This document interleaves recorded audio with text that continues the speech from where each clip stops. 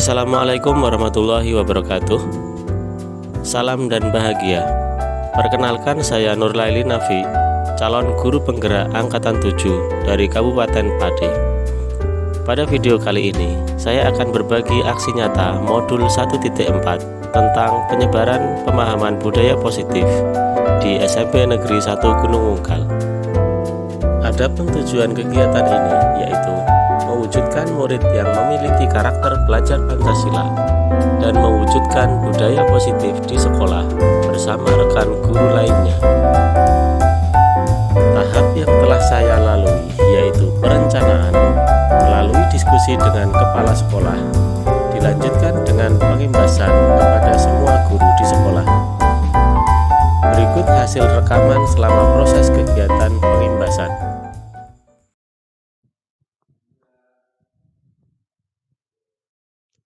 Bismillahirrahmanirrahim. Assalamualaikum warahmatullahi wabarakatuh. Waalaikumsalam warahmatullahi wabarakatuh. Alhamdulillah wa syukurillah, la haula wala quwata illa billah. Yang kami hormati Bapak Anwar Masudi selaku Kepala SMP Negeri 1 Gunung Unggal. Yang kami hormati Bapak Nurlaili sebagai calon guru penggerak angkatan ke-7.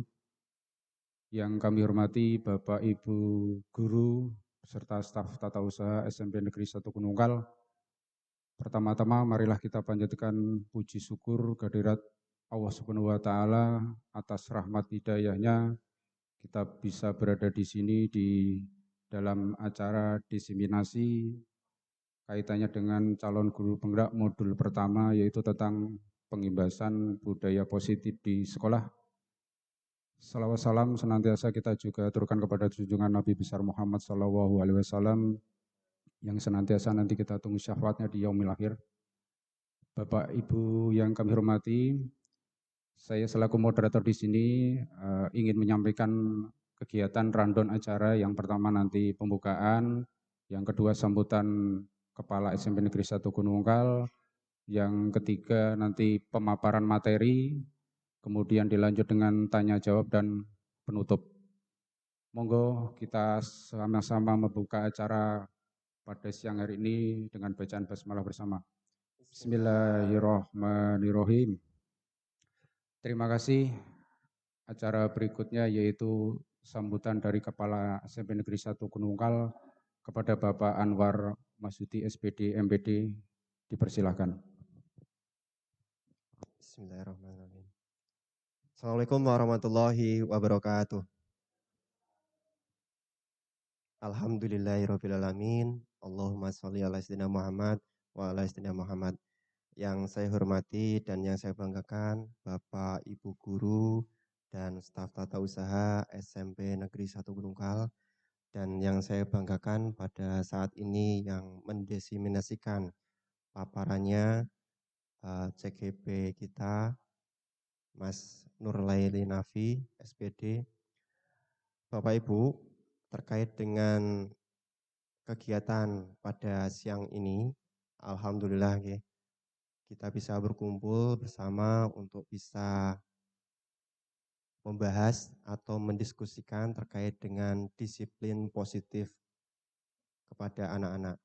Disiplin positif pada anak-anak memang perlu kita terapkan dan budayakan bersama. Alhamdulillah nanti pada saat ini nanti kita akan bersama melihat paparan dari CGP kita Mas Nafi, apa-apa saja yang kita bisa lakukan terkait dengan budaya disiplin positif di SMP Negeri 1 Gunung Unggal. Tentunya teman-teman semua, Bapak Ibu semua, kita juga sudah mengupayakan dengan seoptimal mungkin apa-apa yang kita telah lakukan terkait dengan disiplin positif pada anak-anak kita. Yang pertama, kita sudah optimalkan terkait dengan salam sapa ketika pagi hari menyambut kedatangan dari anak-anak yang ketika itu sudah diantarkan oleh orang tua masing-masing. Penyambutan ini tentunya sangat penting bagi kita dan akan menemukan rasa percaya dan tanggung jawab dari orang tua kepada kita SMP Negeri 1 Lungkal karena putra-putrinya telah disambut dengan baik di sekolah, seperti itu. Selain itu, yang kedua tentunya anak-anak akan semakin disiplin terkait dengan pakaian, seragam, atribut, kemudian gaya potong rambut dan sebagainya. Kita bisa optimalkan terkait dengan hal tersebut, terkait dengan salam sapa di pagi hari. Kemudian kita juga punya disiplin positif terkait dengan kesepakatan kelas.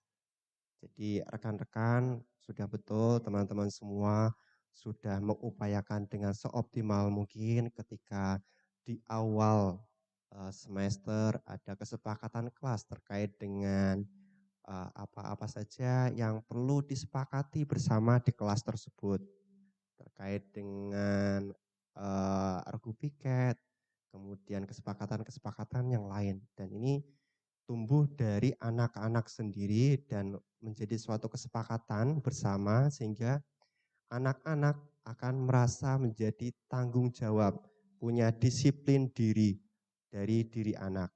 Nah, ini perlu kita lestarikan terkait dengan kesepakatan-kesepakatan kelas tersebut. Dan alhamdulillah dari disiplin positif tersebut akan membentuk karakter dari anak-anak kita. Oleh karenanya, mari kita nanti perkaya disiplin positif tersebut dari CGP kita. Nanti Mas Nafi akan memberikan pemaparan apa saja toh yang perlu kita upayakan dalam disiplin positif pada anak-anak. Dan ini sangat penting bagi kita dalam rangka untuk membudayakan karakter-karakter dari anak. Dan pada saat ini memang kita sudah di kurikulum Merdeka dan nanti di tahun ajaran baru 23-24 kita sudah dinyatakan sekolah penggerak dari kementerian sehingga nantinya kita akan juga mendapatkan suplemen biaya bos kinerja terkait dengan implementasi kurikulum Merdeka sehingga nanti kita bisa lebih optimal dalam rangka menumbuhkan karakter Pancasila dari anak-anak kita. Monggo nanti rekan-rekan bisa merhatikan dengan seksama pemaparan dari CGP Mas Nafi. Kemudian kita mari bersama-sama untuk mengimplementasikan disiplin positif dari pemaparan tersebut. Mari kita buat kesepakatan-kesepakatan sehingga nanti akan tumbuh karakter positif dari anak. Saya itu selamat kepada Mas Nafi selaku calon guru penggerak dan nanti akan sebentar lagi mungkin 2 atau 3 bulan lagi menjadi guru penggerak dan kalau sudah menjadi guru penggerak itu artinya sudah mempunyai hak untuk dinominasikan menjadi ke jenjang yang lebih tinggi lagi. Saya ucapkan nanti selamat, tetap semangat dan nanti harapannya juga rekan-rekan yang lain juga istilahnya membuntuti nih prestasi dari Mas Nafi ini, Mas Ferry, banyak ya potensi-potensi kita dan yang lain-lainnya ini juga sangat optimal. Monggo nanti bisa mengikuti guru penggerak. Tidak hanya calon kepala sekolah, tapi bagi yang belum mempunyai sertifikat pendidik nanti akan disetarakan menjadi sertifikat guru penggerak itu setara dengan sertifikat pendidik. Jadi tidak perlu melakukan PPG atau PLPG lagi. Saya ucapkan selamat kepada Mas Nafi dan nanti monggo rekan-rekan bisa menyaksikan dengan seksama pemaparan dari Mas Nafi. Saya akhiri, wassalamualaikum warahmatullahi wabarakatuh.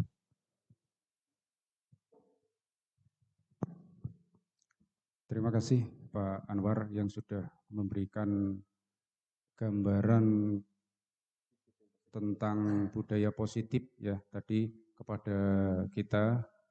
Apakah seperti itu budaya positif yang selama ini sudah kita bangun atau masih ada yang kurang atau mungkin terlalu berlebihan keluar dari rel atau bagaimana? Nanti kita ngangsu ilmu ibaratnya seperti itu kepada calon guru penggerak kita Bapak Nur Laili Nafi. Mudah-mudahan nanti setelah kegiatan ini modul 1 ya Pak Nafi ini ya. Modul 1 kaitannya dengan budaya positif. Kedepannya nanti kita bisa menyamakan persepsi, menyamakan pandangan terkait dengan budaya positif, khususnya di sekolah kita itu nanti yang benar seperti apa, yang sesuai dengan cita-cita dari pendidikan di Indonesia. Oleh karena itu, mari kita simak bersama-sama pemaparan dari calon guru penggerak kita kepada Bapak Nurlaili Nafi, Sarjana Pendidikan. Waktu dan tempat kami persilahkan.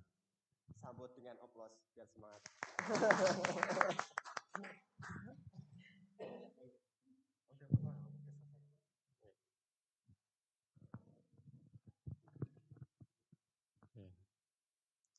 Assalamualaikum warahmatullahi wabarakatuh.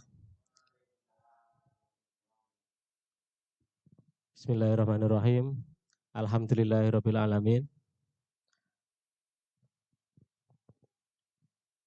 Yang pertama, ya, terima kasih kepada Bapak Anwar Masudi, SPD MPD, selaku Kepala SMP Negeri 1 Gunung Ungkal, Bapak Ibu Guru SMP Negeri 1 Gunung Ungkal, yang saya hormati.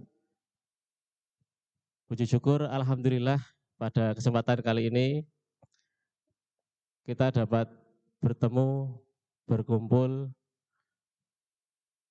untuk mengikuti diseminasi modul 1.4 budaya positif di SMP Negeri 1 Gunung Ungkal dalam keadaan sehat walafiat. Baik Bapak dan Ibu sekalian yang saya hormati,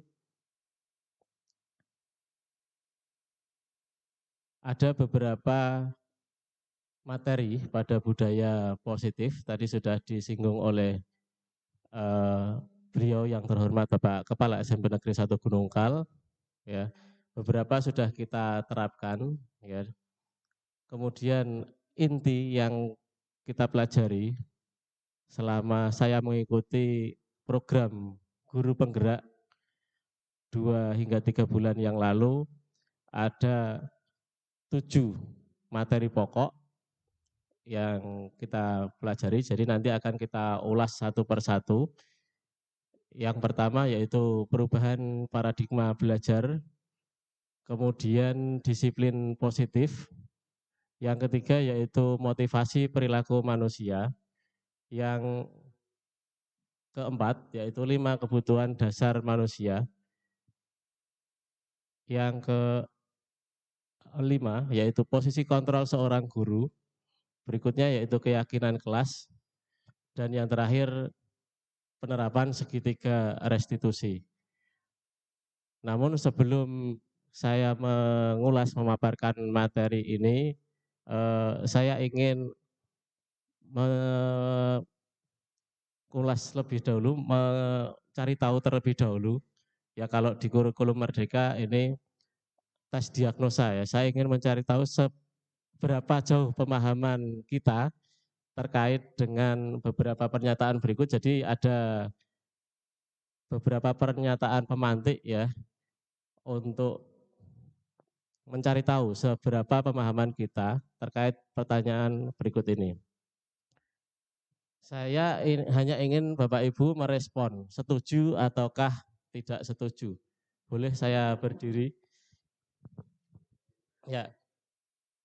Yang pertama, setujukah Bapak dan Ibu guru dengan pernyataan berikut ini? Boleh nanti angkat tangan yang setuju. Yang pertama, seorang anak itu terlahir bagaikan kertas putih. Ya, kitalah yang bertugas mewarnai ataupun melukis kertas tersebut. Boleh angkat tangan yang setuju dengan pernyataan ini? Setuju? Setujukah? Banyak yang setuju ya? Yang tidak setuju? Ada di antara Bapak dan Ibu? Oh, ada 2 yang tidak setuju. Barangkali ada yang ragu-ragu, tadi belum mengangkat tangan. Pak Basir, ragu-ragu. Atau mungkin ada yang mau berpendapat tentang pernyataan ini? Saya juga awalnya itu tidak setuju dengan pernyataan ini? Maaf, saya awalnya itu setuju bahwa siswa itu seperti kertas putih, ibarat kertas putih. Tugas kita adalah mewarnai, melukis ya pada kertas tersebut. Jadi kita yang bertugas mewarnai, ibaratnya seperti itu. Dulu sebelum saya mengikuti pendidikan ini, ya penilaian saya seperti itu, pemahaman saya seperti itu. Namun setelah mengikuti pembelajaran di kurikulum ini, di guru penggerak ini, ternyata pernyataan ini belum pas ya. Artinya apa? Artinya itu siswa itu sudah memiliki potensi atau bakat minat sendiri.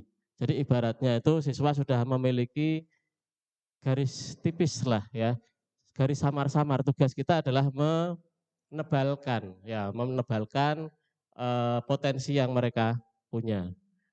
Berikutnya pernyataan yang kedua. Belum muncul. Hukuman dan penghargaan itu sangat efektif untuk meningkatkan kedisiplinan siswa. Setuju atau tidak setuju Bapak Ibu? Mohon yang setuju di angkat tangan, boleh angkat tangan tinggi. Setuju? Iya. Berarti banyak yang tidak setuju. Tidak setuju ya? Ada yang mau berpendapat? Setuju, oke. Hukuman dan penghargaan itu sangat efektif untuk meningkatkan kedisiplinan. Sepertinya iya. Dulu saya sebelum mengikuti pembelajaran ini juga menganggap, wah anak ini yang tidak disiplin harus mendapatkan sanksi, harus dihukum. Sementara yang baik, yang berprestasi harus segera diberikan penghargaan. Tetapi tidak selalu seperti itu Bapak dan Ibu. Ya, setelah mengikuti pembelajaran ini ternyata tidak terlalu efektif. Ya, hukuman dan penghargaan itu tidak terlalu efektif Bapak dan Ibu. Ya, jadi kita lanjutkan. Nah, nanti akan kita cari tahu, kita pelajari lebih lanjut tentang pernyataan ini. Jadi kita bisa lanjutkan ke perubahan paradigma belajar. Dari awal modul ya, ini Bapak Ibu guru mungkin sudah banyak mendapatkan pencerahan dari workshop ataupun mungkin belajar mandiri dari YouTube maupun dari platform Merdeka Mengajar ya. Jadi sifatnya ini nanti kita sharing saja karena saya yakin Bapak Ibu guru juga sudah berpengalaman. Ya, tadi juga sudah disampaikan oleh Mas moderator, Mas Ferry ya. Nanti akan ada sesi tanya jawab. Jadi saya tidak ingin menggurui seperti itu ya. Jadi kita sharing saja. Yang pertama, guru diibaratkan sebagai seorang petani. Ya, artinya berarti siswa diibaratkan sebagai benih padi atau benih jagung atau benih ketela dan sebagainya. Ya, kita tidak bisa memaksakan benih jagung yang kita tanam ini menghasilkan atau berbuah menjadi padi. Ya, kita tidak bisa berkehendak sekeinginan kita. Yang bisa kita lakukan yaitu kita merawat, memupuk ya dan memberikan perlakuan yang terbaik supaya benih jagung ini tumbuh jadi jagung yang unggul, yang super ya. Jadi seperti itu. Artinya tidak keluar dari kodrat siswanya, tidak keluar dari kodrat bawaan siswa. Potensinya di mana, minatnya di mana. Jadi kita tidak bisa menyamaratakan ya. Makanya kemarin sudah disinggung pembelajaran itu berdiferensiasi sesuai dengan karakter siswa. Ya, siswa itu ada yang model pembelajarannya kinestetik, ada yang audio visual. Ya, jadi kita yang mengakomodir gaya belajar siswa itu.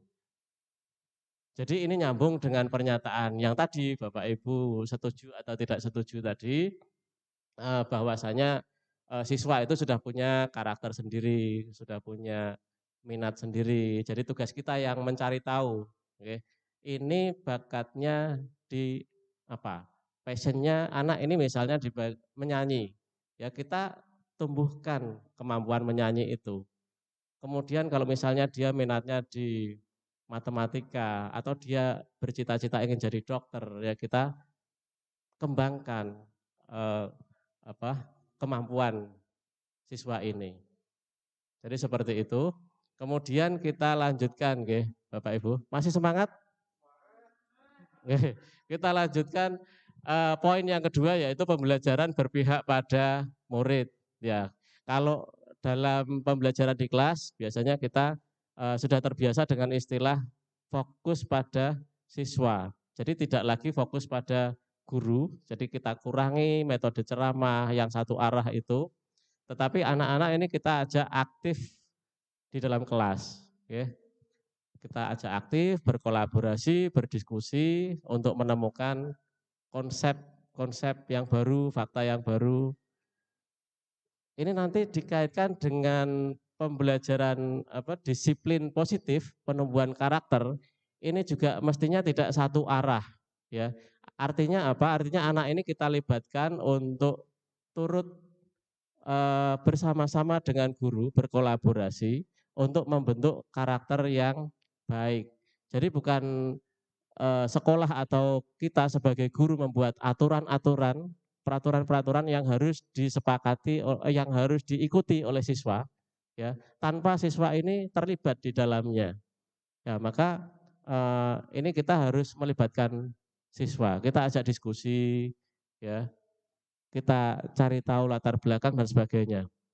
Nah, kita lanjutkan perubahan paradigma berikutnya, yaitu kita diajak untuk berubah mulai dari yang kita pahami dulu stimulus respon ke teori kontrol.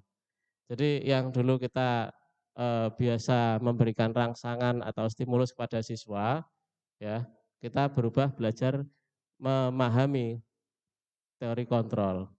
Nah, untuk memahami ini saya butuh bantuan Bapak Ibu untuk membantu saya mengilustrasikan, ya, supaya lebih mudah kita memahami materi teori kontrol ini. Mungkin butuh 2 orang gitu ya, mungkin untuk satu siswa.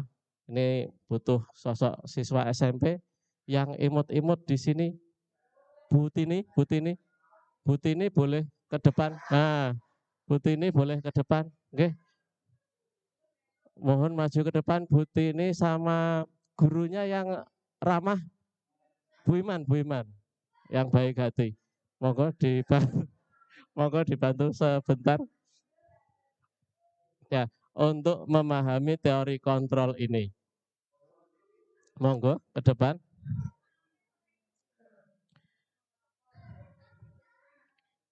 Jadi begini Bapak Ibu, saya punya kertas ini misalnya taruhlah ini adalah rahasianya Bu Tini.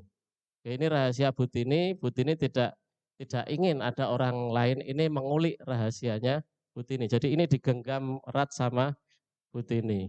Ya, karena nggak boleh ini orang lain mengusik rahasianya beliau. Sementara gurunya ini kepo, ya, pengen tahu apa sih yang disembunyikan dari Bu Tini ini, ya. Jadi karena kepo kan berusaha membuka genggamannya Bu Tini tadi, ya. Boleh dengan memaksa merampas atau misalnya ya bisa dengan bujukan, bisa dengan rayuan, bisa dengan apapun supaya dapat ini apa sih rahasia yang disimpan gitu kan. Tapi Bu Tini ini kan ya berhak dong mau membuka atau tidak, itu kan haknya beliau. Oke. Monggo, mau dengan cara apa Bu Iman, dengan kekerasan atau dengan oke.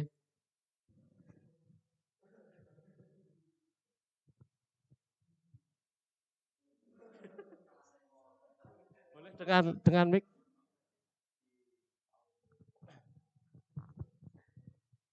Bu, salaman dulu dong, baru ketemu Kak. Salaman dulu. Masuk salaman gini sih. Hilang kertasnya. Hilang Dapat. kertasnya, sudah dipindah. Dapat. Enggak dapat karena Enggak sudah dapat. dipindah. Enggak apa-apa. Foto dulu dong. Foto dulu. Sekrik. Wartawannya mana nih? Nah, wartawan. Bu, action yuk. Action yuk. Actionnya anak muda sekarang gimana, Bu? Bersada. Masa actionnya anak muda sekarang gitu? Enggak seru ah. Actionnya anak muda sekarang kan ada gini. Oh, ada gini. Terus ada lagi gini. Nah, mau action yang mana? Action lah. Ini sudah dipindah lagi. Udah dipindah lagi tahu ah. Udah dipindah lagi. Nah, urutnya kayak Buti ini ya susah. Kalah pengalaman ya, Bu. Kalau pengalaman urutnya kayak Buti ini susah. Actionnya yang mana? Yang mau pakai yang apa, Bu? Gini boleh. Masa action kayak gitu kan gak seru. Ulangi. Kelihatan soalnya tadi. Kelihatan masalahnya kan saya tahu kalau kertasnya di situ. Jangan yang di situ. Ganti lagi. Ayo Bu action yuk. Sudah cakep belum ini actionnya kayak gini. Mbak Septi actionnya udah cakep belum ini. Masa mau foto actionnya gitu sih. Dagbar. Masa sih? Iki malah. Susah ya, Bu? Enggak, siapa bilang? Ini udah dapat. Oh, sudah dapat. Karena dikasih tadi. Muridnya baik hati. Ya, sudah berhasil. Ya, terima kasih. Tepuk tangan untuk ibu-ibu guru hebat. Ya, terima kasih. Itu tadi yang sudah diperagakan Bu Iman dan Bu Tini. Ya, artinya apa Bapak dan Ibu? Artinya apakah Bu Iman tadi sudah berhasil mengontrol perilakunya Bu Tini? Sehingga berhasil mendapatkan rahasia atau kertas yang digenggamnya tadi. Ya, sepintas terlihat iya, karena Bu Iman sudah berhasil mendapatkan kertas, walaupun dengan cara apapun ya, mungkin dengan cara diakali ya, atau ditipu daya. Akhirnya Bu Tini ini dengan sukarela membukakan genggaman tangannya. Pun juga misalnya Bu Tini tadi kok tetap kekeh tidak memberikan, ya, artinya tidak merelakan tangannya dibuka. Ya, itu kan Bu Tini yang berhak mengendalikan perilakunya. Ya, Bu Iman tadi tidak akan mendapatkan kalau seandainya Bu Tini tidak memberikan kertasnya. Ya, jadi saya ulangi, sepintas terlihat Bu Iman bisa mengontrol perilaku Bu Tini. Tetapi faktanya kan tidak seperti itu, karena akhirnya yang merelakan adalah Bu Tini sendiri, yang mengontrol tindakan Bu Tini adalah Bu Tini sendiri. Walaupun tadi dengan bujukan, ataupun mungkin dengan paksaan pun dibuka paksa, kalau Bu Tini tidak merelakan genggamannya dibuka, ya tidak akan terbuka. Ya, yang berhak membuka adalah Bu Tini sendiri. Jadi gambarannya seperti itu Bapak Ibu. Untuk teori kontrol itu artinya yang mengontrol diri kita, yang mengontrol siswa adalah siswa sendiri. Oke, jadi kita lanjutkan. Jadi yang terlihat tadi adalah semacam ilusi bahwa Bu Iman tadi berhasil mengontrol perilaku Bu Tini. Ya, jadi ada miskonsepsi atau salah konsep terkait dengan kontrol ini. Yang pertama, ilusi guru mengontrol murid. Ya, kadang kita merasa oh sudah berhasil memaksa si A, si B. Ya, itu kalau mereka tidak merelakan untuk melakukan sesuatu, ya tidak akan bisa. Jadi maka disebut ilusi. Ilusi itu kalau bahasa saya mungkin ya terlihat seolah-olah iya, tetapi ternyata sebetulnya tidak. Ya, kemudian ilusi bahwa semua penguatan positif itu efektif dan bermanfaat. Maksudnya apa Bapak Ibu? Penguatan positif itu bisa dalam bentuk pujian, ya bisa dalam bentuk pujian. Itu belum tentu efektif karena kadang menjadikan candu. Jadi kita memuji anak kita memuji siswa yang pintar, oh kamu sudah hebat ya kamu ya, luar biasa, nilainya 9. Ya itu bisa menjadi candu. Artinya gini, dia sudah merasa levelnya tinggi. Oh, saya belajarnya setengah-setengah aja sudah dibilang hebat kok. Ya ngapain saya belajar lebih tinggi lagi. Jadi belum tentu efektif dan bermanfaat. Kemudian poin berikutnya, ilusi bahwa kritik dan membuat orang merasa bersalah itu dapat menguatkan karakter. Ini sering kita lakukan ya, membuat siswa itu merasa bersalah. Misalnya ada siswa datang terlambat, ya. Kamu kok terlambat terus. Ini kan membuat dia jadi merasa bersalah. Oh, saya kok ternyata orangnya seperti ini ya, telatan. Atau mungkin tidak mengerjakan PR. Kamu kok tidak pernah mengerjakan PR. Ya sudah berapa kali saya ingatkan. Nah ini kan dia jadi mengecap dirinya itu gagal. Ya jadi membuat dia merasa orang yang gagal. Kemudian poin berikutnya, ilusi bahwa orang dewasa itu memiliki hak untuk memaksa. Ya, jadi kadang-kadang karena kita sudah merasa dewasa, merasa gurunya, kamu itu harus nuruti saya. Itu tidak diperkenankan di konsep ini. Ya, setiap orang anak itu punya hak yang harus juga kita hargai.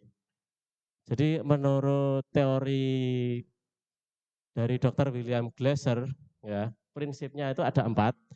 Yang pertama, Anda tidak bisa mengontrol orang lain, tadi sudah diperagakan. Yang bisa mengontrol kita adalah diri kita sendiri. Ya, entah itu karena terpaksa atau karena hal yang lainnya. Kemudian yang kedua, agak susah. Perilaku itu semuanya memiliki tujuan. Setiap yang dilakukan anak itu punya tujuan. Makanya kan ada motivasi-motivasi anak melakukan sesuatu hal. Yang ketiga, model berpikir menang-menang. Atau kalau bahasanya Bu Eva itu win-win solution. Itu yang harus kita kedepankan. Enggak boleh ini gurunya menang, sudah berhasil mengontrol anaknya. Tetapi harus sama-sama menang. Anaknya menang, gurunya juga menang. Win-win solution. Kemudian kolaborasi dan konsensus menciptakan pilihan-pilihan baru. Itu maknanya apa? Maknanya kita juga harus berkomunikasi, berdiskusi dengan siswa, nah, untuk menciptakan solusi-solusi dari permasalahan dia. Kemudian yang keempat, realitas atau kebutuhan kita itu berbeda, Bapak dan Ibu. Ya, jadi tidak bisa kita samaratakan. Ya, kebutuhan si A dengan si B itu pasti berbeda-beda. Demikian juga menilai sesuatu itu pasti juga berbeda. Nah, kita lanjutkan pada disiplin positif, materi yang kedua. Nah, ini kalau kita mendengar kata disiplin, ya yang terbayang di benak kita apa Bapak Ibu? Nyaman atau tidak nyaman? Kalau anak-anak ya mungkin mendengar kata disiplin gitu pas upacara, anak-anak diharuskan disiplin. Wah, itu sudah alergi, barangkali seperti itu. Wah, disiplin lagi. Kenapa? Karena terkekang, karena dikaitkan dengan peraturan. Nanti kalau melanggar peraturan mendapat hukuman ya. Padahal untuk disiplin ini, disiplin positif itu tidak terkait dengan hukuman. Berarti ada disiplin positif, ada disiplin negatif. Yang muncul di benak kita kan seperti itu. Disiplin negatif itu ya disiplin yang dulu-dulu kita pahami atau disiplin biasa lah ya, yang kaitannya sama peraturan. Nah ini beda, ini disiplin positif. Maknanya apa? Maknanya itu disiplin itu adalah proses belajar mengontrol diri dengan menggali potensi kita agar tercapai tujuan mulia, yaitu menjadi seorang yang kita inginkan berdasarkan nilai-nilai kebijakan yang kita hargai. Jadi adalah proses pembelajaran, menggali potensi diri kita sendiri. Ya, jadi anak-anak ini kita ajak untuk mencari nilai-nilai kebaikan yang ada di diri siswa tersebut. Kemudian tujuannya apa? Ya tujuannya tercipta anak-anak yang menyadari apa yang harus dilakukan. Jadi yang selama ini tujuannya Bapak Ibu guru itu anak-anak patuh atau lebih dari itu? Kalau aturan-aturan itu kan tujuannya agar siswa patuh, ya. Eh, Padahal yang kita tuju itu tidak hanya sekedar patuh, tetapi memiliki kesadaran diri. Oh, saya itu harusnya seperti ini. Saya harusnya tepat waktu, saya harusnya mengerjakan tugas dan lain sebagainya. Tidak sekedar patuh. Kalau patuh karena takut hukuman dari gurunya, takut terkena sanksi, nanti setelah dia lulus dari sekolah ini, maka dia merasa tidak perlu patuh.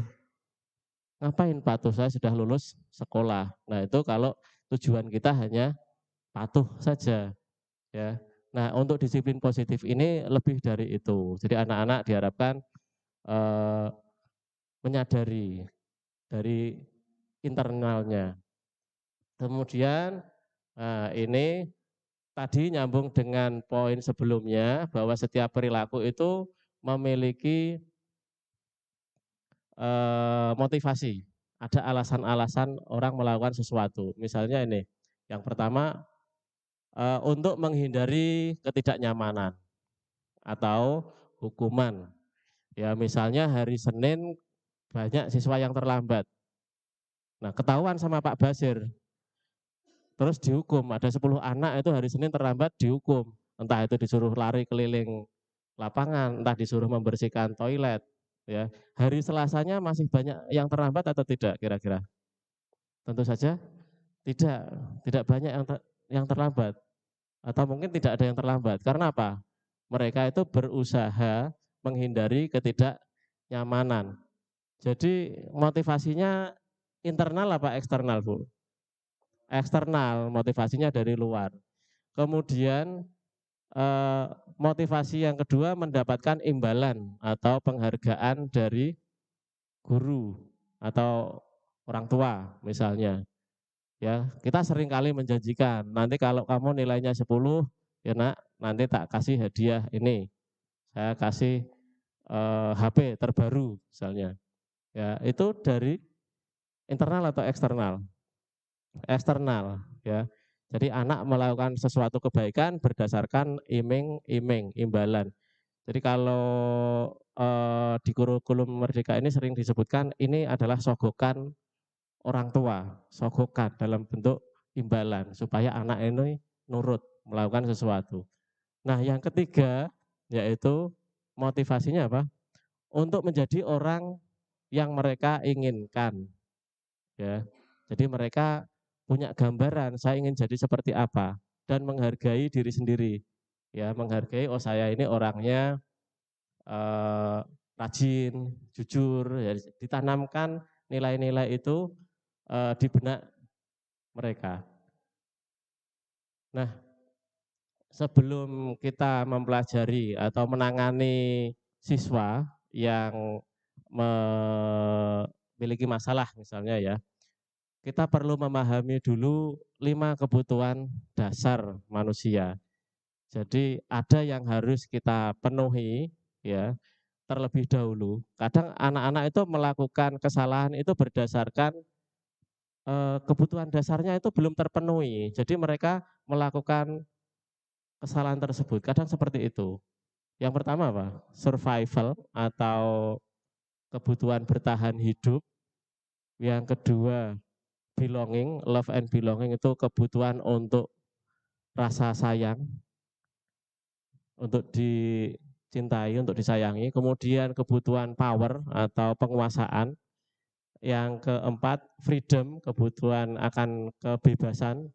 Yang kelima kebutuhan kesenangan. Ya, ini tidak harus urut sih. Kita coba bahas satu persatu untuk contoh-contoh ini. 5 kebutuhan dasar ini tadi yang pertama kebutuhan untuk bertahan hidup. Ya. Jadi ini nanti kita kaitkan dengan masalah yang kita hadapi Bapak Ibu. Misalnya di jam pertama, kedua murid di kelas Bapak Ibu ada yang hilang, tahu-tahu ketemu di kantin. Ternyata setelah diselidiki dia bilang belum makan sejak kemarin. Nah, apa kebutuhan dasar yang ingin dipenuhi? Ya, Ya mereka ini ingin bertahan hidup, walaupun dia itu sebetulnya tahu keluar pelajaran, keluar kelas saat jam pelajaran itu tidak boleh, tetapi perutnya berkata lain. Ini kebutuhan dasar harus terpenuhi, ya. Terus langsung kita cap nakal si anak ini, ya kita cari tahu dulu. Kemudian yang kedua, kebutuhan cinta kasih, ya cinta dan kasih sayang. Ini biasanya banyak ditemukan di anak-anak SD ya. Kalau di SMP itu jarang yang siswa yang ngalem sama gurunya. Padahal sebetulnya ya memang anak-anak itu butuh untuk disayangi oleh orang tuanya, oleh gurunya di sekolah ya. Misalnya kalau di SD dulu ada anak putri yang pakai gelang baru, "Bu, ini gelang saya baru, kok enggak dikomen?" Wah, itu kan artinya dia itu pengen diperhatikan sama gurunya ya. Ada yang nilai tugas mungkin dikomen kurang bagus oleh gurunya ya, nanti kecewa ya karena mereka itu dasarnya ingin disayang sama gurunya. Kemudian yang ketiga kebebasan, kebutuhan akan kebebasan atau freedom. Sering kali kita temukan anak-anak itu inginnya bebas ya. Sudahlah Pak, nggak ada PR dari awal semester sampai pol akhir semester. Itu inginnya bebas tidak mengerjakan PR ya. Eh, Kemudian mungkin yang ekstrim bebas, pengennya bebas tidak sekolah. Nah ini yang masalah. Ya ini tugas kita, bagian kita adalah mengarahkan ya eh, ada batasan-batasan kebebasan yang harus kita penuhi, yang kita taati. Kemudian kebutuhan akan kesenangan. Ya, misalnya di kelas Pak Basir sedang menjelaskan materi di kelas, kemudian anak-anak ini ramai sendiri, ya ada yang lempar-lemparan misalnya, kena kaca, pecah. Nah, ini kita cari tahu dulu, apa sih kebutuhan yang ingin dipenuhi. Ternyata mereka ini ingin bersenang-senang, ya dilalahnya, apesnya, kena kaca, pecah. Ya, misalnya seperti itu contoh. Jadi ada baiknya memang dalam pembelajaran kita itu kita selingi dengan eh, bermain, game, ice breaking supaya kebutuhan kesenangannya ini terpenuhi. Karena memang kodrat kodrat anak itu kan ya bermain-main, gitu. Kodrat anak itu bermain-main, tidak bisa kita ajak serius terus. Kemudian yang kelima, kebutuhan akan kekuasaan atau power.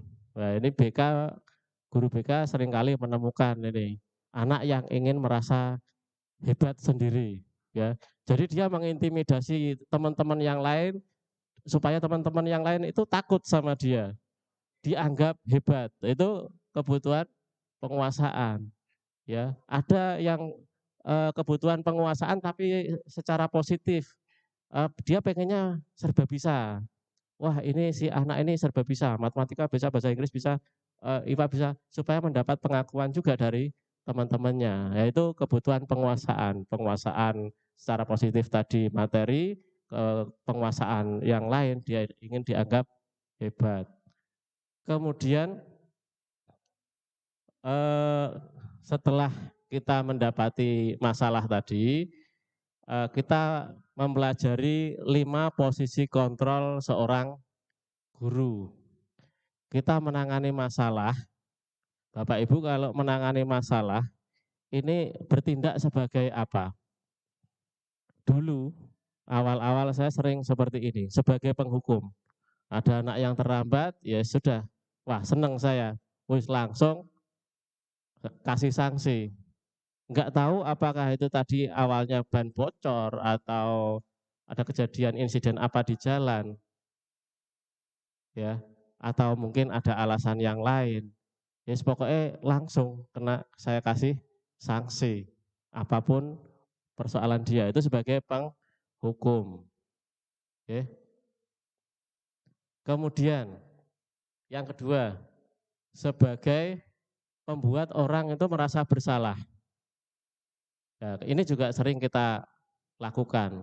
Pokoknya isinya nyalahke murid ya.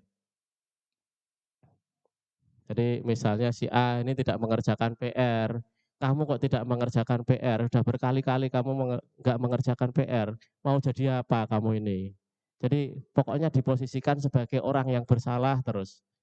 Nanti dia akan mengecap dirinya orang yang gagal tadi, karakternya dia. Kemudian posisi kontrol seorang guru itu sebagai teman. Nah biasanya yang akrab sama murid itu menangani masalah, dia bertindak sebagai teman. Ayolah PR-nya dikerjakan ya, demi saya, demi ibu, demi orang tua kamu ya. Buat orang tuamu bangga. Wes pokoknya tidak, hari ini tidak masalah lah, nggak mengerjakan PR nggak masalah. Yang penting besok janji besok mengerjakan PR. Nah ini memposisikan sebagai temannya. Tapi ada efeknya. Efeknya nanti siswa ini kurang kurang menghargai sama gurunya karena merasa akrab itu, guru ini CS lah sama saya, seperti itu. Kemudian sebagai pemantau atau monitor, artinya apa? Sebagai pemantau itu aturan-aturan ini sudah ada, misalnya kalau di tempat kita buku skor lah sudah ada, ya tinggal kita menanyakan, kamu ini salah apa? Sanksinya apa? Ya sudah tinggal menjalankan aturan. Nah ini kita sebagai pemantau, memonitor, dan memberikan sanksi sama siswa. Nah, yang diharapkan di budaya positif ini, kita memposisikan sebagai manajer. Sebagai manajer, artinya masalah ini kita kelola, jadi anak ini kemudian menyadari sendiri, oh saya salah ini. Kemudian alasannya apa kok melakukan kesalahan ini? Ya, disebutkan itu alasannya apa, baru kemudian nanti tindakannya untuk memperbaiki bagaimana. Jadi kita tinggal mengarahkan saja sebagai manajer. Jadi anak menemukan solusi tersendiri. Tadi sudah disinggung sedikit. Nah, ini studi kasus ya untuk menyamakan pemahaman kita tentang materi tadi. Ini ada kasus, posisi kontrol apa yang kira-kira diperankan sama gurunya. Misalnya Rizka ini sudah terlambat 3 kali mengembalikan buku di perpus. Nah, guru perpusnya, Bu Eni, petugas perpusnya, bilang seperti ini, Rizka, kamu kenapa terlambat lagi mengembalikan buku? Kamu tidak kasihan sama ibu. Nanti ibu disalahkan loh sama Pak Anwar. Nah ini bertindak sebagai apa?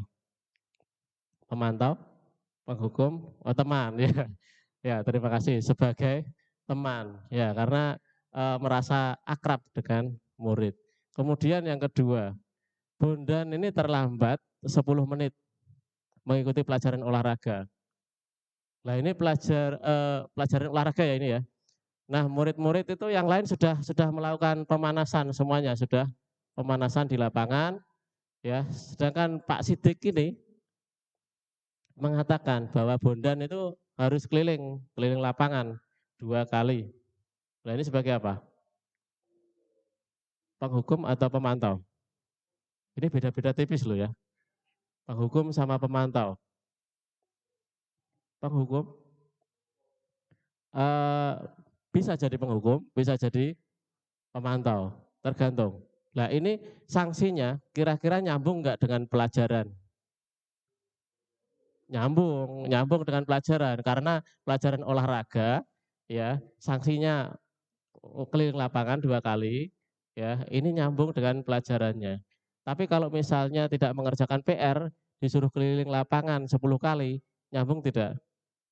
Tidak nyambung, misalnya PR matematika itu tidak sambung ya berarti penghukum.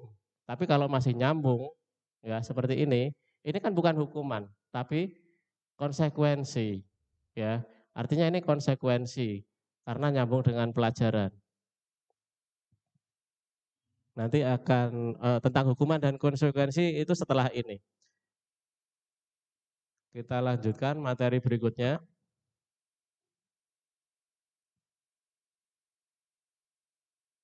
Nah, sampai nilai-nilai kebajikan. Ya. Tadi kan anak-anak diusahakan untuk menghayati nilai kebajikan yang harus dimiliki. Entah itu apa jujur ya, itu kan nilai-nilai kebajikan, tanggung jawab, oke, saling menghormati ya. Sedangkan kalau di kurikulum Merdeka ini diwujudkan dalam profil pelajar Pancasila ya. Jadi nilai-nilainya itu diwujudkan dalam 6 poin ya, 6 poin. Yang pertama beriman bertakwa kepada Tuhan Yang Maha Esa, kemudian berkebinekaan global, terlihat nggak Bapak Ibu? Berkebinekaan global, yang ketiga itu gotong royong, yang keempat mandiri, kemudian kreatif, yang terakhir bernalar kritis. Ya, ini untuk mengakomodir Bapak Ibu yang kinestetik, ya harus bergerak saat belajar. Ya, ini kan pembelajaran berdiferensiasi. Ini kita praktekkan. Ya, ini ada lagunya ya. Kalau Bu Iman itu sering ini menyanyikan lagu pelajar Pancasila, profil pelajar Pancasila. Siap ya. Lagunya ini nadanya lagu naik becak ya, naik becak. Nadanya saya mau tamasya keliling-keliling kota dan seterusnya itu. Nah, itu. Nadanya sudah hafal ya? Nadanya sudah hafal. Dan ini kita praktekkan. Boleh berdiri sebentar Bapak Ibu? Nah, boleh berdiri sebentar. Nah, ini biar sambil gerak ini untuk kinestetik. Ya. Kita tes dulu, oke?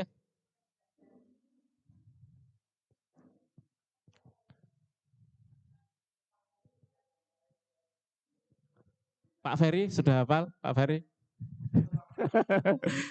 Iya, kita tes dulu. Yang pertama, ayo 1, 2, 3. Pelajar Pancasila beriman dan bertakwa pada Tuhan Yang Esa dan berakhlak mulia, berkebinekaan global, gotong royong mandiri, kreatif dan bernalar kritis. Ya, bisa ya Bapak Ibu? Nah, kita coba sekali lagi dengan lebih keras. Boleh pakai tepuk tangan. Bu Cucu sudah mengawali tepuk tangan. Ya. Ayo, bisa kita mulai 1, 2, 3. Belajar Pancasila, beriman dan bertakwa pada Tuhan Yang Esa dan berakhlak mulia, berkebinekaan global, gotong royong mandiri, kreatif dan bernalar kritis. Baik, tepuk tangan untuk Bapak Ibu, hebat semua. Silakan duduk kembali. Ya. Jadi di kurikulum Merdeka itu diwujudkan seperti itu, ya berakhlak mulia tadi termasuk jujur, tanggung jawab dan sebagainya. Ini ada 6 poin. Ya, terima kasih semuanya. Kemudian, nah kita ke pembentukan keyakinan kelas. Ya, untuk mengarahkan siswa untuk memiliki budaya positif, untuk memiliki kedisiplinan positif, yang pertama kali harus dibentuk adalah keyakinan kelas, Bapak Ibu. Keyakinan kelas itu apa? Keyakinan kelas itu nilai-nilai kebajikan yang kita yakini dan kita sepakati bersama. Yang pertama nanti mulai dari keyakinan kelas dulu, baru nanti dilanjutkan ke keyakinan sekolah. Jadi harapannya seperti itu. Jadi semua anak ini sudah memiliki keyakinan akan nilai-nilai positif, Bapak Ibu. Pertanyaannya, mengapa kok keyakinan kelas, tidak peraturan kelas? Kok enggak peraturan kelas saja yang gampang? Ya. Kenapa? Karena keyakinan itu lebih memotivasi atau memotivasi secara intrinsik dari dalam. Ya. Kalau misalnya Pak Marno berkendara naik sepeda motor ke Pati, pakai helm, itu kenapa? Karena takut ditilang polisi, ataukah karena memang menyadari ini demi keselamatan saya harus pakai helm? Dua-duanya takut. Kalau takut itu berarti perilaku Pak Marno itu masih dikendalikan oleh peraturan, nggih. Jadi tidak peraturan fokusnya. Bukan berarti peraturan terus dihilangkan. Peraturan tetap ada, tetapi keyakinan dalam diri ini loh yang harus kita munculkan terlebih dahulu, ya. Keyakinannya dulu yang kita perbaiki. Ya, seperti itu contoh gambarannya tentang keyakinan kelas. Berikutnya, durasi ini ya. Nah, pembuatan keyakinan kelas nanti begini Bapak Ibu. Jadi ada tindak lanjutnya. Jadi setelah diseminasi ini tindak lanjutnya yang diharapkan dari program guru penggerak itu ya setelah pengimbasan berarti nanti wali kelas yang diberikan pengimbasan ini bisa menyusun keyakinan kelas di kelasnya masing-masing. Ya, jadi seperti itu harapan dari program guru penggerak. Nah, keyakinan kelas itu yang pertama bersifat abstrak atau tidak terlihat ya. Misalnya jujur itu kan tidak terlihat. Tetapi kalau misalnya peraturan kelasnya tidak boleh mengambil barang di kantin, di koperasi tanpa bayar. Lah itu kan konkret ya. Ini lebih ke nilai-nilai yang abstrak ya. Saling menghormati, ya itu kan abstrak. Ya, beda dengan peraturan misalnya dilarang berkelahi ya, misalnya peraturan seperti itu. Tetapi keyakinan kelas diarahkan yang abstrak. Kemudian berupa pernyataan-pernyataan yang universal. Universal itu maksudnya bisa diterima di semua kalangan, di semua agama ya dia diakui itu nilai yang baik ya. Dimanapun ini diterima ya. Kemudian keyakinan kelas itu dibuat dalam bentuk positif. Kalimatnya positif, Bu, tidak kalimat negatif. Kalimat negatif itu misalnya dilarang berkelahi tadi, itu kan kalimat negatif, tidak boleh dimunculkan. Dilarang mencontek, itu kalimat negatif, tapi kalimatnya dalam bentuk positif. Kemudian yang keempat, keyakinan kelas itu jangan terlalu banyak lah, nanti susah mengingatnya. Ya cukup jelas ya. Kemudian semua warga kelas itu hendaknya berkontribusi. Ya termasuk nanti kalau pembuatan keyakinan kelas kok ada anak yang tidak masuk, ya nanti kita ulas. Kemarin kita melaksanakan membuat kesepakatan kelas, isinya begini. Jadi semuanya terlibat membuat keyakinan kelas. Yang terakhir, bersedia meninjau kembali keyakinan kelas dari waktu ke waktu. Ya misalnya ada yang perlu direvisi, perlu diperbaiki, itu bisa direvisi lagi. Kemudian ini contoh ya, ini sekedar contoh untuk pembuatan kesepakatan kelas.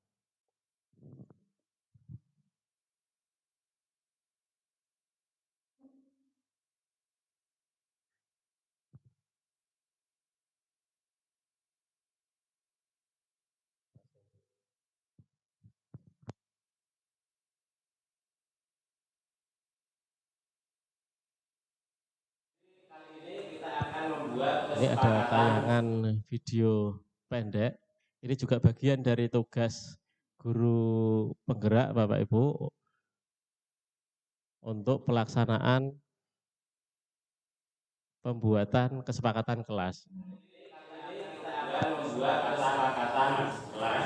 Jadi nanti kalian silakan kelompok, satu kelompoknya 4 orang, berdiskusikan masing-masing kelompok membuat sebuah kesepakatan.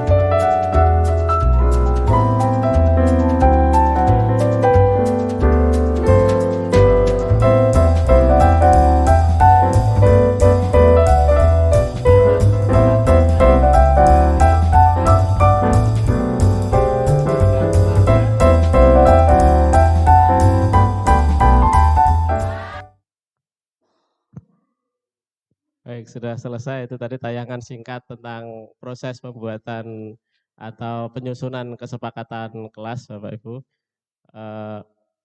Berikutnya kita lanjutkan.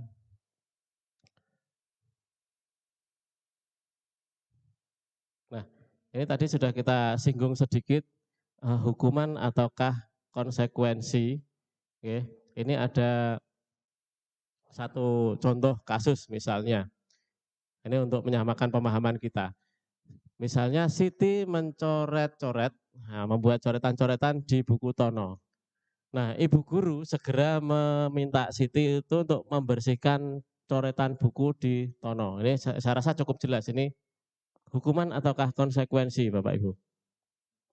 Konsekuensi, ya. Jadi konsekuensi itu lebih cenderung ke tanggung jawab terhadap apa yang dilakukan. Kemudian kasus yang kedua, Eno datang terlambat ke sekolah sekitar 20 menit. Nah, tanpa pikir panjang, tanpa ditanya-tanya, Pak Hasan langsung nyuruh Eno itu keliling lapangan basket 10 kali. Ini konsekuensi atau hukuman? Hukuman. Okay. Tapi kalau misalnya Pak Marno ini mendapati siswanya tidak mengerjakan PR, kok dijewer, itu hukuman atau konsekuensi? Hukuman, apalagi fisik itu tidak diperbolehkan. Tapi kalau misalnya sanksinya mengerjakan PR sebanyak 3 kali, hukuman atau konsekuensi? Konsekuensi, masih nyambung. Oh, jadi anak ini harus memperbaiki kesalahannya tadi, konsekuensinya mengerjakan PR 3 kali, masih enggak masalah. Oke. Jadi seperti itu. Hukuman dan konsekuensi saya rasa mudah kita pahami, kita bisa memilah mana hukuman, mana konsekuensi, ya. Kemudian mana yang lebih baik, hukuman, konsekuensi, ada lagi yang namanya restitusi. Ya. Hukuman itu apa? Hukuman itu tindakan yang tidak terencana. Pokoknya sekonyong-konyong sesuka gurunya. Ya, murid ini tidak tahu apa-apa. Nanti saya kira-kira kalau terlambat diapain ya? Ya nggak tahu. Nah, itu berarti sifatnya adalah hukuman. Bisa dia disuruh membersihkan toilet tadi, bisa disuruh mungkin meminta tanda tangan ke semua guru. Nah, itu kan hukuman. Efeknya hukuman ini menimbulkan sakit hati, menimbulkan dendam, atau hubungannya antara guru dan siswa ini jadi tidak baik, tidak harmonis. Mungkin juga diingat-ingat sampai dewasa nanti, sama guru itu killer itu saya pernah kayak diginikan, nah gitu, hukuman. Kemudian kalau konsekuensi itu terencana, ya terencana sudah disepakati, ya sesuai dengan pelanggaran masalah ya, pelanggaran peraturan yang dilakukan. Kemudian kalau restitusi, nah kita sampai ke restitusi ini ya, untuk mendisiplinkan siswa itu kita proses yang dianjurkan adalah melakukan restitusi, yaitu proses menciptakan kondisi bagi murid untuk memperbaiki kesalahan, sehingga itu mereka bisa kembali pada kelompok mereka dengan karakter yang lebih baik atau lebih kuat. Jadi ini proses penyadaran, ini yang agak butuh proses lama. Kalau guru yang tidak sabar, kesuwen, kelamaan, langsung dikasih hukuman. Kalau restitusi ini prosesnya panjang dan membutuhkan komunikasi yang baik. Nah, ciri-cirinya apa? Ciri-cirinya bukan menebus kesalahan ya, tapi belajar dari kesalahan supaya tidak mengulangi lagi kesalahan tersebut. Ya, jadi belajar dari kesalahan yang sudah, memperbaiki hubungan, tidak seperti tadi untuk menghukum ya, tapi memperbaiki hubungan ya. Hubungannya guru sama siswa ini tetap baik ya. Kemudian restitusi itu tawaran ya, bukan paksaan, bukan dipaksa gurunya harus melakukan ini, harus ini, tidak seperti itu, tapi ditawarkan.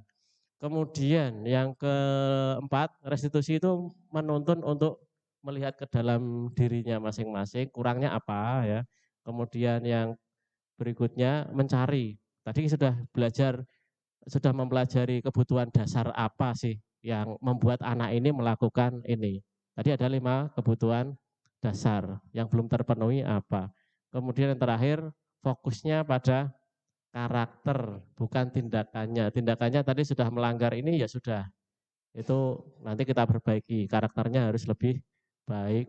Nah, tahapannya prosesnya ada 3 tahap. Yang pertama, identitasnya ini harus kita stabilkan dulu. Tidak kita persalah-salahkan terus ya, tapi kita stabilkan. Kalimatnya seperti ini, kelihatan atau tidak? Kalimatnya yang bawah itu. Setiap orang itu ya pasti punya salah, pasti pernah melakukan kesalahan. Seperti anak kalau kita tegur kan sering langsung menjawab, bukan saya tok Bu, bukan saya saja, itu teman saya juga iya. Nah itu kita stabilkan dulu identitasnya. Dia bukan orang yang paling bersalah ya. Kita stabilkan dulu. Kemudian kamu itu bukan satu-satunya yang melakukan ini. Temanmu juga iya, yang sana juga pernah salah. Kemudian langkah berikutnya validasi tindakan yang salah. Nah, validasi tindakan yang salah ini kita mencari alasan. Alasannya apa kamu kok melakukan hal ini? Ya, baru dia akan ngomong, kenapa kok kamu sampai terlambat? Alasannya apa? Misalnya disuruh ibunya belanja dulu dan lain sebagainya. Itu kita mencari alasannya. Atau mungkin yang tadi kasus lempar-lemparan bersenang-senang itu, nah ada kan cara yang baik untuk meluapkan kesenangan kamu kan ada selain lempar-lemparan di kelas, ya. Jadi gitu kita cari tahu dulu. Kemudian yang ketiga baru menanyakan keyakinan yang tadi sudah kita buat, keyakinan kelas, kita harus jujur Pak. Padahal dia saat ini misalnya kesalahannya nyontek, berarti dia tidak jujur, melanggar keyakinan. Ya. Dia menumpahkan kemudian menumpahkan minuman misalnya di buku temannya. Ya, jadi dia harus bertanggung jawab. Ini keyakinan yang dia yakini, dia harus bertanggung jawab. Terus kemudian dilanjutkan dengan pertanyaan yang terakhir, kamu ingin jadi orang seperti apa? Ya, itu untuk kembali menanyakan ke keyakinan tadi. Jadi itu tahap restitusi. Ini bagian dari tugas modul ini yang kemarin itu kita diminta untuk melaksanakan contoh ya simulasi restitusi. Ini ada video berikutnya yang kedua. Jadi panjang ini materinya ya. Ini kita tayangkan dulu. Ini contoh situasi pelanggaran siswa. Nah, ada yang terlambat dan melompat pagar. Nah, ini ada kasus permasalahan seperti itu. Nah, langkah yang pertama tadi adalah menstabilkan identitas. Nah, ini kan anak, jangan langsung kita cap anak bandel ya. Hal lain yang kamu lakukan. Jujur aja ya, karena sebetulnya Pak Nafi tahu, cuman Pak Nafi pengen mendengar cerita-cerita kamu saja.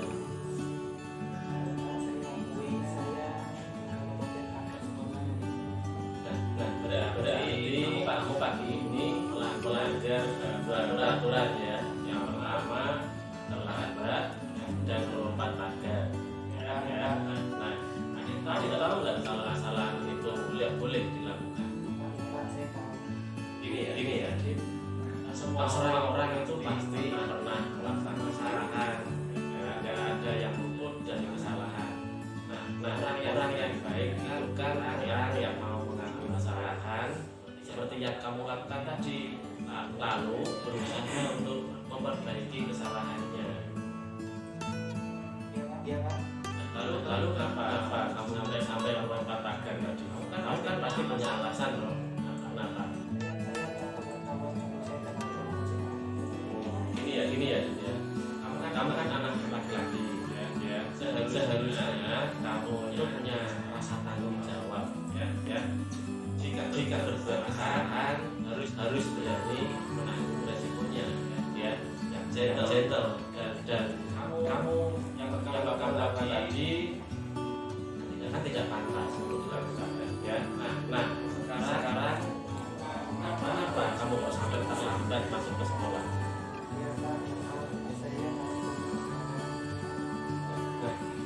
Kira-kira ya keyakinan sekelas apa yang dulu sudah disepakati yang kamu ingat dengan kejadian ini tadi?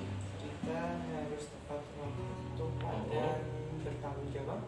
Ya betul. Nah ternyata kamu sudah tahu ya kalau perbuatan kamu tadi salah dan tidak sesuai dengan peraturan. Lalu kamu sendiri punya solusi enggak ini? Apa yang akan kamu lakukan setelah kamu mengakui kesalahan ini? Ya, saya akan bisa awalan supaya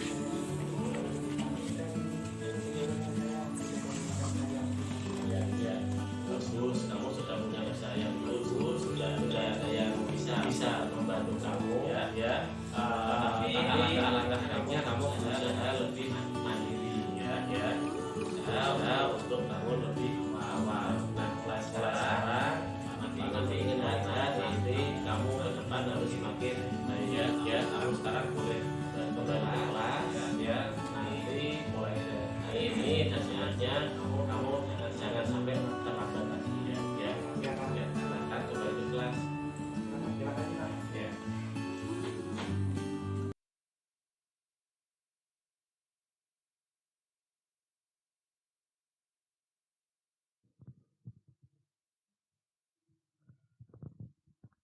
Baik Bapak Ibu, itu tadi contoh tayangan simulasi untuk melaksanakan segitiga restitusi dalam penanganan masalah. Ini kalau guru BK ya mungkin sudah terbiasa melaksanakan hal seperti ini.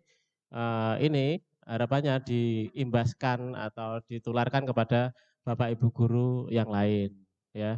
Jadi sudah tuntas materinya, ketujuh materi untuk meningkatkan budaya positif dan disiplin positif di sekolah. Oke. Berikutnya saya kembalikan kepada moderator. Jika banyak kekurangan saya mohon maaf, terima kasih. Saya tutup terlebih dahulu dari saya terkait pemaparan materi ini. Billahi taufiq wal hidayah. Assalamualaikum warahmatullahi wabarakatuh. Kita beri aplaus buat Pak Nafi. Tak terasa memang 1 jam sudah kita menerima materi. Hal-hal yang menyenangkan itu memang seperti itu Bapak Ibu nggih. Waktunya yang lama tapi tak terasa. Kalau Albert Einstein bilang kan kita bisa melupakan waktu itu ketika kita berada di sebelah wanita cantik. Itu Albert Einstein ya, bukan saya. Tapi waktu itu akan terasa lama jika kita duduk di atas kompor itu.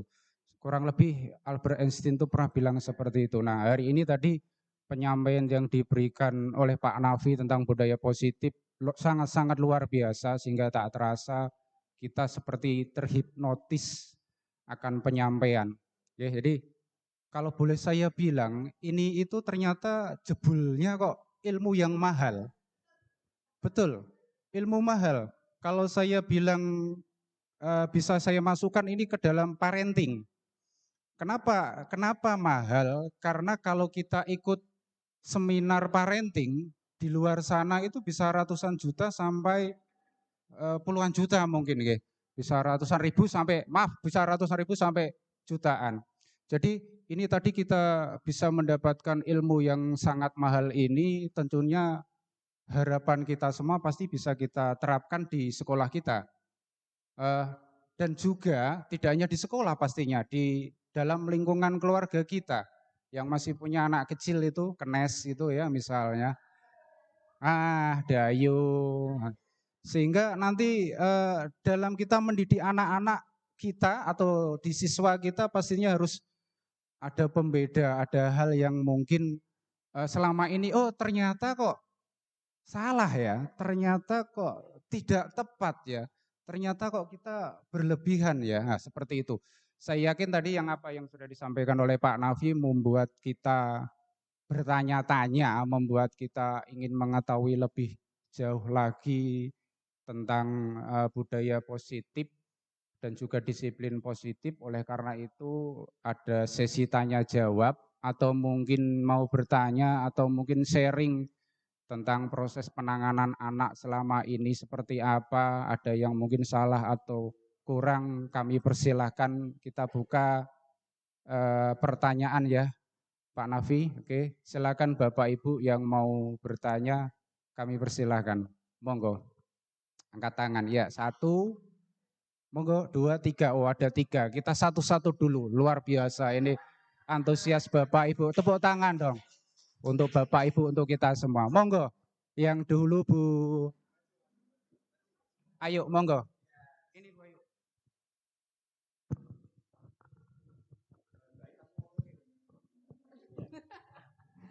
Terima kasih atas kesempatan yang diberikan kepada saya, Pak Ferry. Ini materinya cukup menarik sekali. Memang benar bahwa budaya positif itu sangat perlu diterapkan di sekolah maupun di lingkungan keluarga sendiri. Ini pengalaman pribadi saya ya Pak, dalam mendidik anak. Saya masih sering menerapkan ini. Penghargaan dalam mendisiplinkan, kalau di sekolah siswa ya, tapi kalau di rumah anak. Saya masih sering menerapkan penghargaan dalam mendisiplinkan anak. Sebagai contoh, setiap hari saya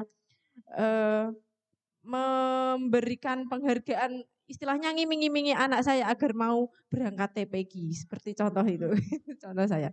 Nanti gini ya nak, tujuan saya biar dia mau ngaji gitu. Nah menurut Pak Nafi ini, bagaimana pendapat Pak Nafi, atau apa cara saya ini salah, perlu dibenarkan atau bagaimana tentang penghargaan dalam mendisiplinkan anak? Terima kasih.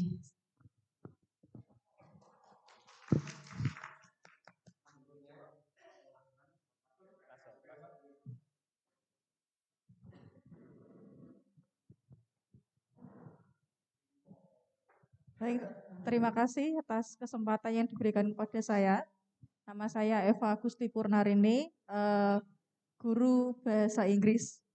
Saya mau menanyakan satu hal. Ini terkait menangani siswa yang tanda kutip bermasalah, karena ya memang sudah makanan sehari-hari ya.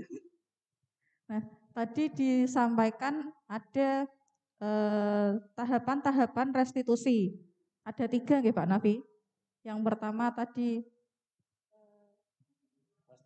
menstabilkan identitas, yang kedua validasi tindakan yang salah, dan yang ketiga menanyakan keyakinan. Nah, ketika menangani siswa, apakah tiga tahapan ini harus dilakukan semuanya, dan apakah harus secara berurutan juga? Kemudian kalau misalnya sudah dilakukan semua dan masih diulangi lagi dan lagi dan lagi, itu bagaimana solusinya? Terima kasih.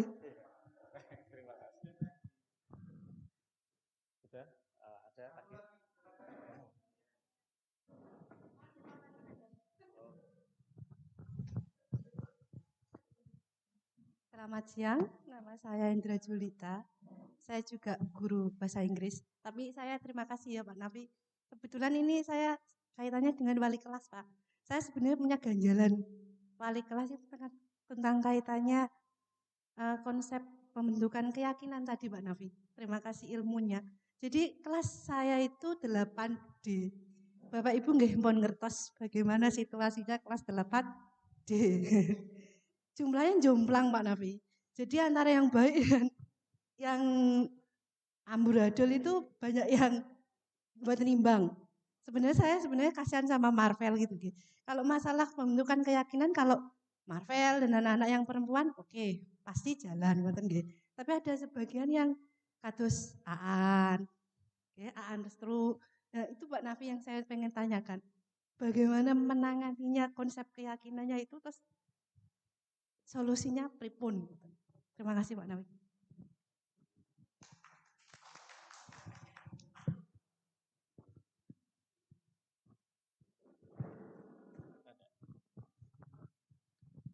3 pertanyaan bisa langsung dijawab Pak Nafi satu-satu. Masih ingat ya Pak Nafi?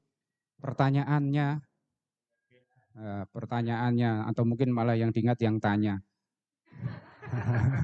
Tadi yang pertanyaan pertama Bu Ayu menanyakan apakah tindakannya tadi memberikan reward dan punishment seperti itu sudah tepat atau belum.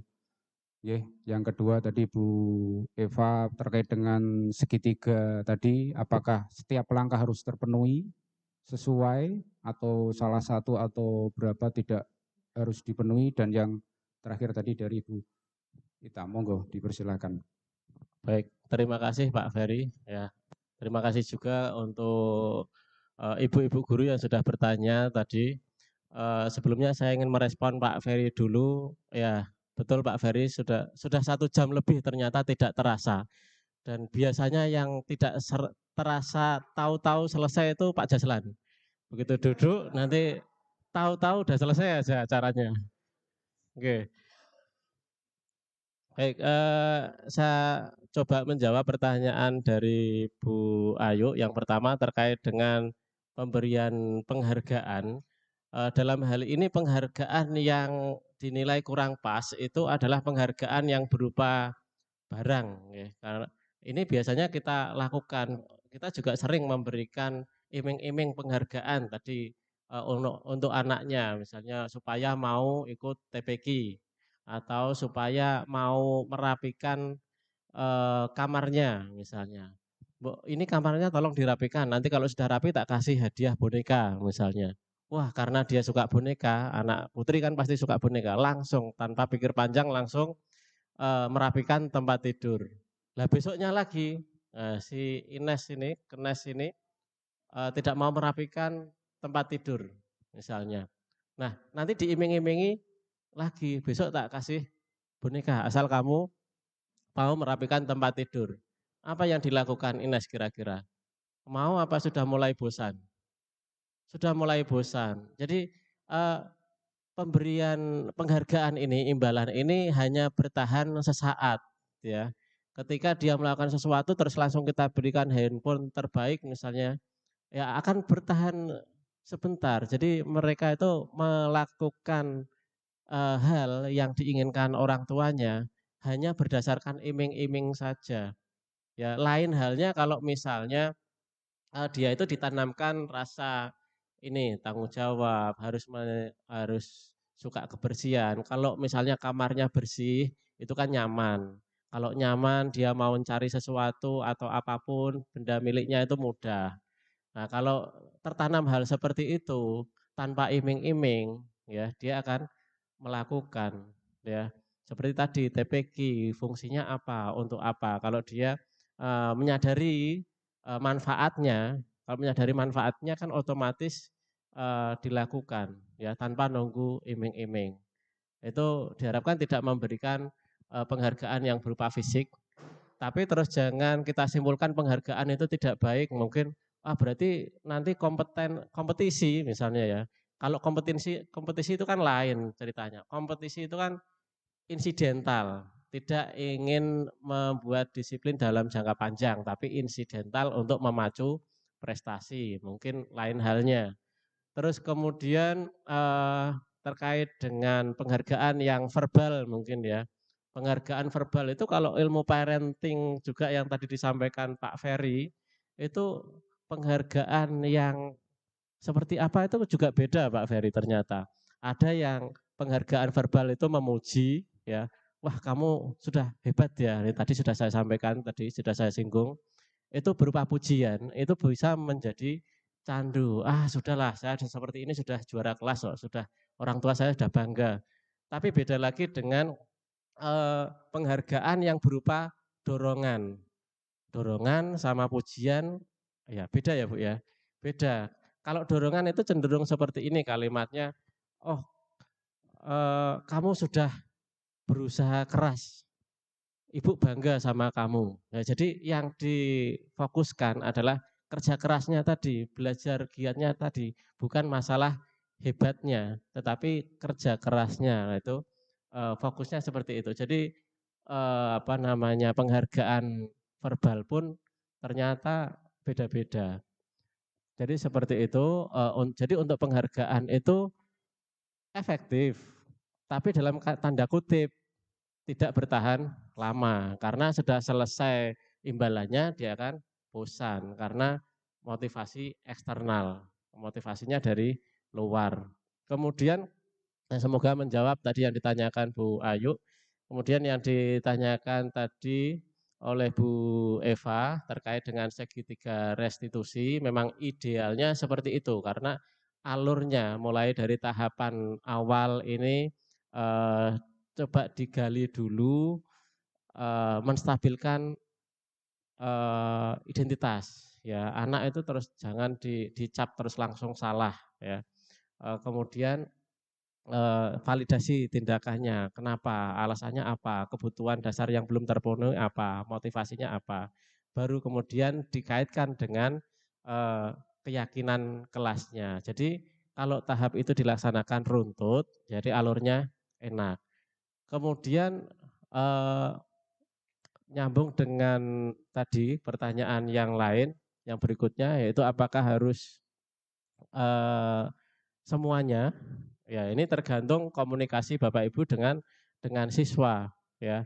Misalnya siswa ini sudah terbiasa mungkin ya sudah sering ini di treatment dengan restitusi ini ya. Kemarin misalnya sudah terlambat, ini besoknya terlambat lagi.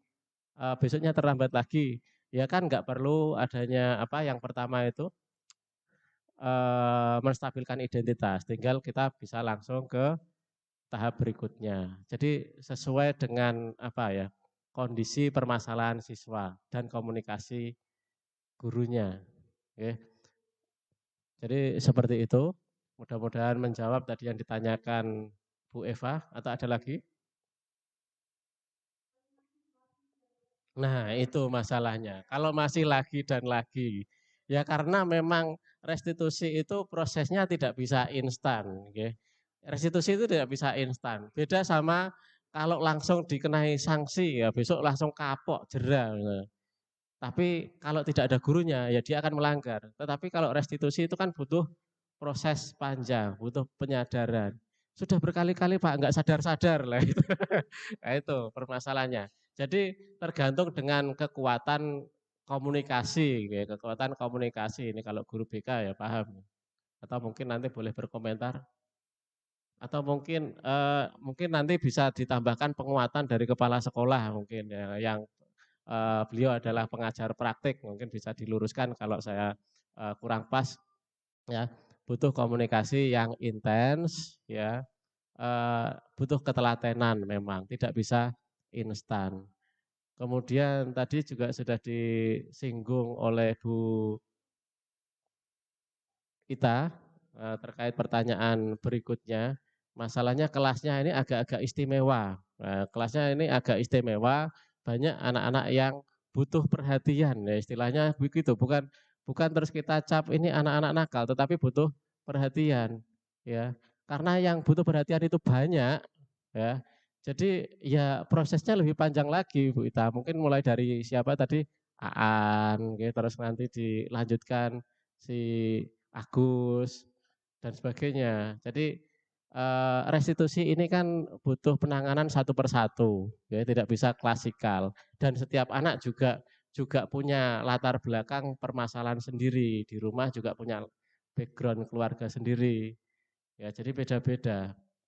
Jadi inilah tantangan wali kelas. Okay. Butuh ketelatenan, tidak selesai cuma 1 hari, 2 hari. Okay. Harus bersabar, okay. Harus ekstra sabar ini. Nah, itu yang dicanangkan di program guru penggerak itu seperti itu. Okay. Kita mendisiplinkan siswa, tetapi dengan cara yang halus, ya, dengan cara ramah. Jadi sekolah ini kan diharapkan jadi sekolah yang ramah anak ya. Demikian tadi, semoga menjawab semua pertanyaan yang telah disampaikan. Bapak Ibu, barangkali ada yang mau berefleksi, memberikan tanggapan atau Bapak Kepala Sekolah atau langsung saya kembalikan ke Pak Ferry. kami persilahkan. Monggo, terima kasih. Itu yang bisa saya sampaikan. Saya kembalikan ke moderator. Monggo. Terima kasih Pak Nafi. Ibu-ibu tadi sudah terpuaskan ya dengan Pak Nafi ya. Dengan jawabannya maksudnya. Jawabannya Pak Nafi. Mungkin ada yang mau menambahkan, mau bertanya atau cukup? Cukup? Oke, cukup. Pak Nafi ada yang mau ditambahi? Sudah cukup Pak Anwar? Oh Pak Narto, monggo. Pakai mic Pak.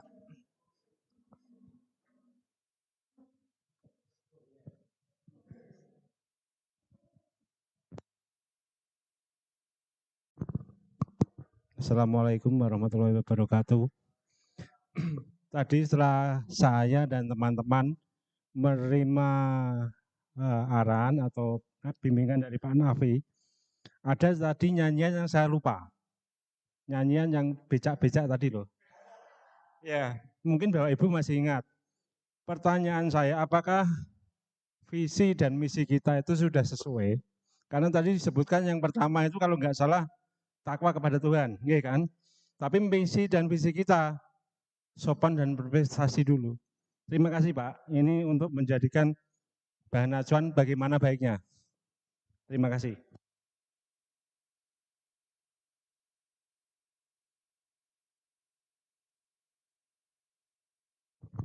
Baik, terima kasih. Tadi pertanyaan tambahan diajukan oleh Bapak Sunarto, terima kasih. Tadi untuk profil pelajar Pancasila yang poin pertama adalah beriman dan bertakwa. Oke. Nah, untuk visi kita mulai dari awal saya di sini kan sudah ada 2 kali perbaikan. Yang pertama sopan berprestasi saja. Oke. Setelah itu kita ikut Adiwiyata ditambahin berbudaya lingkungan, sopan berprestasi dan berbudaya lingkungan. Nah, kemudian perubahan yang terakhir kemarin sopan berprestasi berbudaya lingkungan berdasarkan iman dan takwa.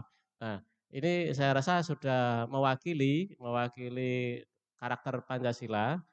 Kemudian nanti kalau misalnya kita ingin melakukan perubahan visi, nanti bisa kita diskusikan bersama.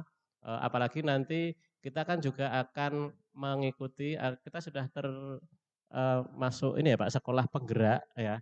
Nanti kita bisa koreksi lagi visi kita, apakah beriman dan bertakwanya itu mau kita letakkan di depan sesuai profil pelajar Pancasila, monggo. Tetapi itu butuh momen tersendiri ya. Kalau selama ini kan profil visi kita sopan berprestasi, berbudaya lingkungan berdasarkan iman dan takwa. Jadi masalah meletakkannya monggo di depan atau mungkin tetap ya nanti kita butuh kesepakatan bersama. Nanti kita diskusikan ketika kita sudah beranjak ke sekolah penggerak. Begitu nggih. Ya, terima kasih masukannya Pak Narto. Saya kembalikan ke Pak Ferry, monggo. Terima kasih Pak Nafi. Demikian Pak Narto nggih, bisa diterima. Cukup? Atau ada lagi? Cukup nggih, nggih. Terima kasih untuk ilmu yang luar biasa dari Pak Nafi. Memang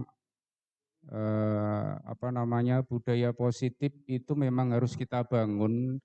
Harapannya tadi kan kepada anak-anak kita, harapannya kepada sekolahan kita. Tapi alangkah lebih baiknya juga sebelum kita membangun ke sana ada baiknya juga dan harus itu nggih, kita bangun budaya positif juga di dalam diri kita sendiri. Monggo nanti setelah pemaparan ini mudah-mudahan kita tergerak, tidak hanya Pak Nafi saja yang jadi guru penggerak, tapi kita juga kena imbasnya, kita ikut tergerak. Jadi tindakan kegiatan hari ini bukan sekedar hanya formalitas, mudah-mudahan nanti bisa membuat kita makin baik lagi, makin oke lagi dalam mendidik, karena yang namanya guru itu seorang pendidik memang berat Bapak Ibu, paling tidak untuk menerapkan disiplin positif berat. Saya sendiri paling enggak untuk datang tepat waktu itu aja berat kan ngoten nggih. Mudah-mudahan nanti ke depan kita akan lebih baik lagi, sekolahan kita lebih baik lagi, dan tentunya keluarga kita, anak-anak bangsa kita makin maju, makin baik, sehingga nanti pengaruhnya terhadap bangsa Indonesia makin ke depan bisa menghadapi tantangan di abad 21. Terima kasih kepada Pak Nafi, terima kasih kepada Pak Anwar, kepada Bapak Ibu Guru. Kita beri aplaus kepada narasumber kita, kepada diri kita sendiri. Kurang lebihnya saya mohon maaf. Wabillahi taufik wal hidayah. Wassalamualaikum warahmatullahi wabarakatuh.